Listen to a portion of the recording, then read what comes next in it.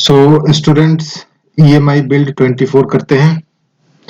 Question है इसमें, two identical perfectly conducting rings are coaxially placed very close infinitesimally small separation to each other. Almost एक ही जगह पे है दोनों, मतलब ओवरलैप करता हुआ। Each of the coils has of inductance L identical है एंड परफेक्टली कंडक्टिंग का मतलब सुपर कंडक्टर है, ठीक है।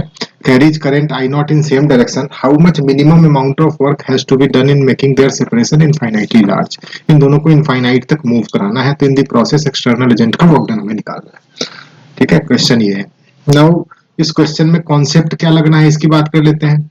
तो म्यूचुअल इंडक्शन पे ये बेस्ड है, ठीक है, एनर्जी पे है। हम सब ने पढ़ा हुआ है कि किसी भी प्रोसेस में एक्सटर्नल एजेंट का वर्क डन निकालना होता है तो हम change in energy of system कर देते हैं, है कि नहीं। तो यहाँ पे एनर्जी की बात करनी है और म्यूचुअल इंडक्शन है, दोनों एक दूसरे के फील्ड में है।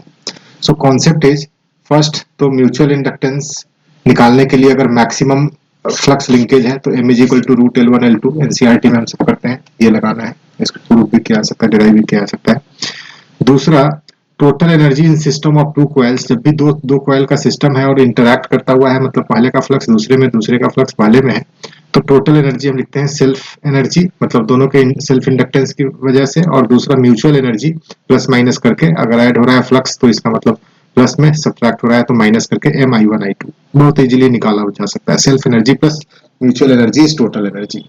Similarly total flux system of two coils के लिए सेल्फ फ्लक्स जो कि LI होता है और प्लस माइनस करके म्यूचुअल फ्लक्स अगर ऐड हो रहा है, सेम डायरेक्शन में फील्ड है तो इसका मतलब ऐड हो रहा होगा, तो उस केस में प्लस MI नहीं तो माइनस MI। तो ये कॉन्सेप्ट है जो हमें इसमें लगाना पड़ेगा टू सॉल्व दिस क्वेश्चन, ठीक है। तो सोल्यूशन पे आ जाते हैं। सोल्यूशन में पहले हम निकाल लेते हैं इसका म्यूचुअल इंडक्टेंस, बिकॉज दोनों का इंटरैक्शन और दोनों इस तरीके से रखा हुआ है कि 100% फ्लक्स लिंकेज है। Mutual flux is equal to self flux, तो यहाँ पे M is equal to root L1 L2 हम लगा लेंगे। तो इसमें L1 L2 दोनों सेम है बिकॉज आइडेंटिकल कॉइल है, तो M का वैल्यू L के इक्वल आ गया। So mutual inductance here in this orientation is same as self inductance, तो ये एक पार्ट यहाँ से निकल गया। दूसरा, इनिशियल एनर्जी सिस्टम का अगर हमें निकालना है, ठीक है, तो इनिशियल एनर्जी में देख लो, दोनों में करंट है I0, ठीक है, पहले से फ्लो करता हुआ, तो एनर्जी दोनों के सेल्फ इंडक्टेंस की वजह से half Li not square half Li net square, plus field यहाँ पे इस तरीके से है कि दोनों का फील्ड ठीक है सेम ही डायरेक्शन में, मतलब पहले कॉइल की वजह से दूसरे कॉइल से जो पास करता हुआ फ्लक्स है वो उसी डायरेक्शन में जिस डायरेक्शन में दूसरे कॉइल का अपना फ्लक्स है, सेम ही डायरेक्शन में दोनों का फील्ड देख दो नीचे से ऊपर की तरफ। तो इसका मतलब प्लस साइन के साथ, और M I1 I2 के जगह पे I0 सो 2L I0 स्क्वायर एनर्जी पहले से है इस कॉइल के पास, M के जगह पे हमने L रख दिया है यहाँ से, M is equal to L, तो 2L I0 स्क्वायर एनर्जी इस सिस्टम ऑफ कॉइल के पास पहले है जब ये दोनों वेरी क्लोज है, ठीक है। नाउ जब इसको हम इनफाइनाइट तक स्लोली स्लोली लेके जाएंगे, मिनिमम वर्क करना है, ठीक है, सो स्लोली इसको इनफाइनाइट तक लेके जाना है, there is no kinetic energy change, ठीक है। तो इन दैट केस हम फाइनल स्टेट में निकालना चाहते हैं टोटल एनर्जी। तो फाइनल स्टेट में क्या ये सुपर कंडक्टिंग रिंग और कॉइल में करंट जीरो होगा? ऐसा हम नहीं बोल सकते हैं, बिकॉज हमें पता है कि सुपर कंडक्टर में फ्लक्स कांस्टेंट होता है, फ्लक्स विल नेवर चेंज। तो हम फ्लक्स कांस्टेंट करके फाइनल करंट निकाल लेते हैं। इतना क्लियर है कि बाद में जब इनफाइनाइट सेपरेशन होगा तो there will not be any mutual induction और म्यूचुअल इंडक्टेंस की कोई बात होगी, क्योंकि mutual flux will be zero infinite separation पे, बट सेल्फ फ्लक्स तो हमेशा होगा। तो यहाँ पे निकाल लेते हैं total flux after infinite separation. Total flux through each coil remains constant because super conductor है, सुपर कंडक्टर में फ्लक्स कांस्टेंट होता है। तो नाउ टोटल फ्लक्स पहले कितना है, तो पहले सेल्फ फ्लक्स है Li0 किसी एक कॉइल में, और म्यूचुअल इंडक्शन से सेम डायरेक्शन में Mi0, M is equal to L, मतलब 2Li0 पहले है।